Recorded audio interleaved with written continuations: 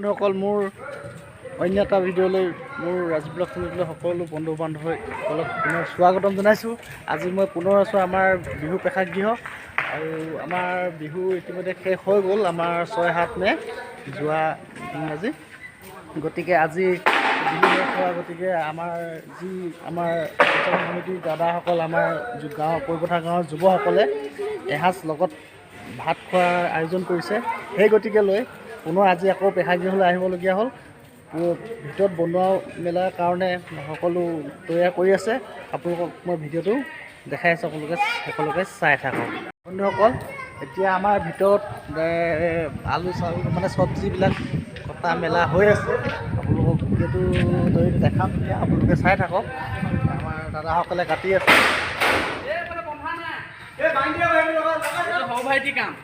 এই আমাৰ মামা ঝাৰু লৈ চাফ চিকুণ কৰি আছে ভিতৰত।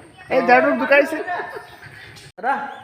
এইফালে চাওক, এইফালে এবাৰ এই আলু কাটি আছে নিমল দা আৰু এই আমাৰ দীপক দা। এই আমাৰ স্পেচিয়েলি দাদা হয় দেই। এইবাৰ আপোনাক ব্লগত দেখাইছিলোঁ মই।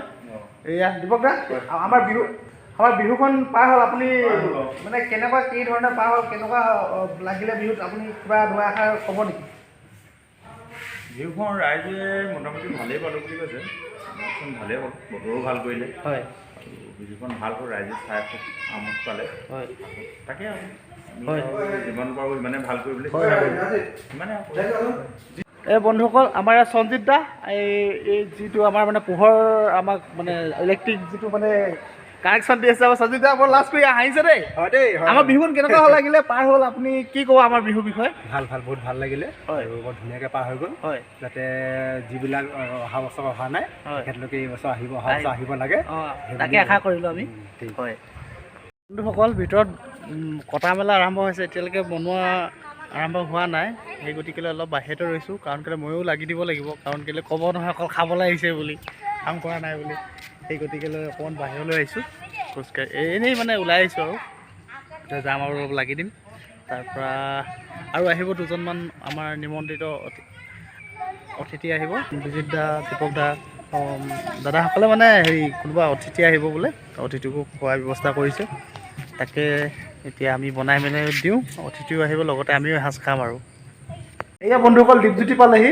এই আমাৰ ছিনিয়ৰ বন্ধু হয়, মানে ডাঙৰ বন্ধু। তুমি আমাৰ বিহুখন পাৰ হ'ল, আমাৰ বিহুখনৰ বিষয়ে তুমি কিবা ক'বা নেকি? মানে কেনেকৈ ধৰণৰ পাৰ হ'ল? ভালে লাগিলে হয় বিহুখনত। হয়, খালি বোকাহে নহ'লে, সেই বোকা বিহুটো নাপালোঁ আৰু। বোকা বিহুটো চৰকাৰে বেন কৰিছে, কাৰণ কেলৈ বোকা হ'লে মহিলাসকলক গাত পৰে, জঁপিয়াই ল'ৰাবিলাকে। নহ'লেও বোকা অকণমান হ'লে বেছি ভাল হয়। সেইটো হয় বাৰু, মানে নাপালোঁ। গাত এটা বেলেগ জোচ এটা আহে নহয়? অঁ হয় হয়। আৰু তথাপিতো মানে ডেকা চামে আৰু অলপ পানী অলপ বাল্টিঙত আনি পেলালে আৰু। মই ভিডিঅ'ত দেখাইছোঁ বাৰু, আমাৰ থাম্বনেইল দি ভিডিঅ' দিছোঁ, সেইটো বিষয়ে মই দেখাইছোঁ বাৰু। ঠিক আছে, আপোনালোকে সেইটো ভিডিঅ'টো চাব পাৰে। আমাৰ বিহুখনৰ এই আমাৰ মামা হয়, মামা স্বৰূপ হ'ব, মানে মামা সাংস্কৃতিক সম্পাদক। মই মামাক সুধিব বিচাৰিছোঁ, আমাৰ বিহুখন পাৰ হ'ল, ভালে কুশলে পাৰ হ'ল, আপুনি কেনেকুৱা অনুভৱ কৰিলে? মানে আপুনি কিবা ক'ব নেকি আৰু বিষয়ে? বিহুখনতো ভালে কুশলেই গ'ল, খুব কষ্টৰ মাজে, খুব বতৰো ভাল কৰিলে। হয়, বতৰো চাথ দিলে। হয়, বিহুখন ভালকৈ গ'ল। হয়, এতিয়া বিহু শেষ হোৱাৰ পিছত এটা গাঁৱৰ লগৰখিনি গোটেই লগ খাই মেলি আৰু বিহু বুলি অলপ এসাঁজ খাইছোঁ। ভোজৰ আয়োজন কৰা হৈছে। খুব ভাল হ'ল, বিহু বেয়া বুলি ক'ব নোৱাৰোঁ। হয়, ইনজয়ো কৰিলে, নাচিলে বাগিলে। আমাৰো দেখিছে চাগে, অলপ দিছোঁ ইউটিউবত। মোৰ সৰু চেনেল এটা আছে, ৰিজু পোনা বুলি, মই ডিষ্ট্ৰিবিউচনত দি দিম বাৰু। সেয়া আৰু বিহু বহুত এনজয় কৰিলোঁ। নিজে পতা বিহু যে গাঁও। হয় হয়, এই আমাৰ জিন ভাইটি। ঠিক আছে, এয়া ধন্যবাদ থাকিল মামালৈ। অকল গেছটো অলপ প্ৰব্লেম দিয়াৰ কাৰণে খৰি ব্যৱস্থা কৰা হ'ল, আৰু ইয়াত কেৰাহীত পানী গৰম কৰি আছে মাংস কিবা চাফা কৰিবৰ কাৰণে, চিকেন ব্ৰইলাৰ। গেছটো অলপ প্ৰব্লেম দিলে, সেইকাৰণে এই আমাৰ প্ৰেক্ষাগৃহতে এই কেৰাহীটো পানী গৰম কৰিবলৈ লগাই দিলে।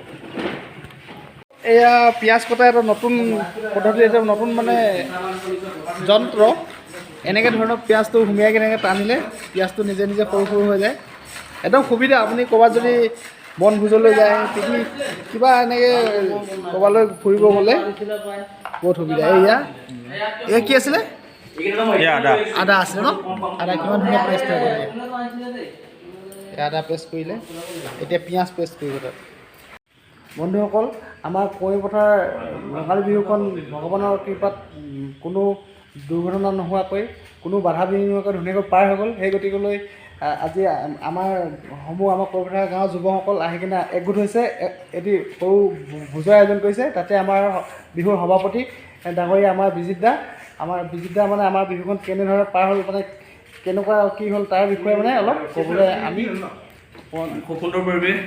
যিহেতু পৰ্যটকবাসীক কুঁৱৰী পথাৰ ৰঙালী বিহু সন্মিলন দুদিনীয়া কাৰ্যসূচীৰে আমি সমূহ কুঁৱৰী পথাৰ গাঁৱৰ যুৱক যুৱতী একত্ৰিত হৈ বিহুখন আয়োজন কৰিছিলোঁ। গতিকে সুন্দৰভাৱে দুদিনীয়া কাৰ্যসূচী আমি অনুষ্ঠিত কৰি সুন্দৰভাৱে কাৰ্যসূচী আগবঢ়াই নিবলৈ সক্ষম হ'লোঁ। গতিকে আজি খুব এটা শুভ দিনত আমি সমূহ কুঁৱৰী পথাৰ গাঁৱৰ যুৱক একত্ৰিত হৈ আমি বাজেট দাখিল কৰিলোঁ। বাজেট আমাৰ খুব সুন্দৰভাৱে কোনো ধৰণৰ ক্ষয় ক্ষতি নোহোৱাকৈ আমাৰ বাজেট দাখিল কৰা হ'ল। আৰু সেই একেদিনাই আমি খুব ভাল লগা গতিকেলৈ আমাৰ এটা পৰম্পৰা আছে যে বাজেট দাখিল কৰা দিনাই আমি এসাঁজ ভাতৰ বা ভোজৰ ব্যৱস্থা কৰোঁ। গতিকে সমূহ কুঁৱৰী পথাৰ গাঁৱৰ যুৱক আৰু উদযাপন সমিতিয়ে একেলগে এসাঁজ ভাতৰ ব্যৱস্থা কৰিছোঁ। গতিকে সমূহ ৰাইজক আজি ইয়ালৈ নিমন্ত্ৰণ দিছোঁ। গতিকে এতিয়া ভোজ ভাতৰ আয়োজন কৰা হৈছে আৰু পুৱা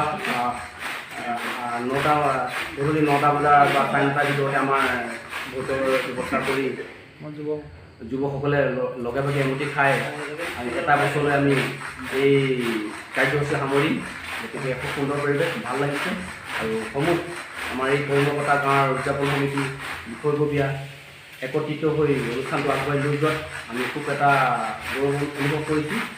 গতিকে আপোনালোকক জনাবলৈ পাই সুখী হৈছোঁ যে এনেধৰণে কুঁৱৰী পথাৰ খুব ভিতৰীয়া এখন অঞ্চল বা এখন গাঁও খুব সুন্দৰভাৱে বিহুখন হৈ যোৱাত আমি এটা গৌৰৱ অনুভৱ কৰি আজি এমুঠি ভোজৰ আয়োজন কৰি মুঠি বা ভাতমুঠি খাই ইয়াকে এটা বছৰলৈ সামৰণি মাৰিম।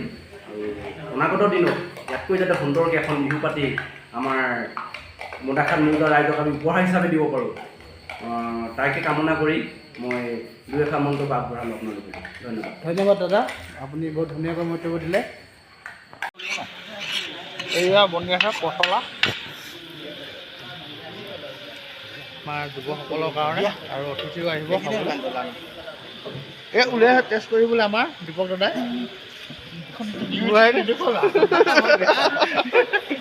এই আমাৰ বনাই আছে মাংস।